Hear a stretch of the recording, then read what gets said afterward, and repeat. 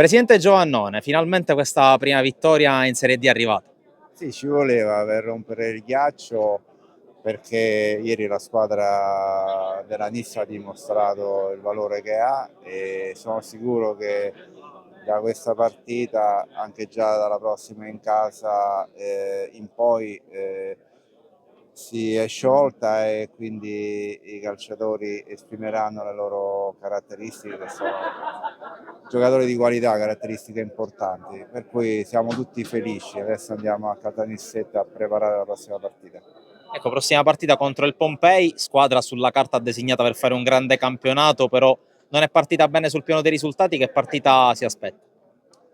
Una partita equilibrata come sempre, come tutte le partite. Sono 18 squadre fortissime in questa Serie D e mai il risultato è scontato. Abbiamo visto ieri la Regina stava perdendo, per dire, quindi con gli amici di Acireale. Per cui è un campionato affascinante, lo vogliamo vivere tutto con grande entusiasmo, grandi emozioni. Ecco, per lei è il primo campionato di Serie D, lo scorso anno in eccellenza è stato quasi un riscaldamento. Come si sta trovando anche dal punto di vista emotivo? Abbiamo visto anche un po' di allegoria col discorso Gufi, come sta affrontando questo inizio di campionato?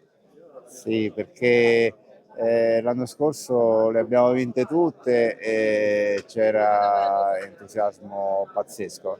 No, quest'anno dopo i primi pareggi, tra l'altro due partite 10 contro 11, è uscito fuori una decina di persone che hanno criticato, però queste persone sono abituate a giocare in terza categoria, seconda categoria, prima categoria. Non capisco che la Serie D ormai è un percorso che va verso il professionismo, è tutt'altro calcio. E come primo anno abbiamo fatto una grande squadra che dirà la sua, ma migliaia di tifosi nisseni mi hanno scritto e mi aspettano per abbracciarmi e per continuare questo campionato per divertirci e poi sì, programmare la prossima stagione per fare sempre meglio.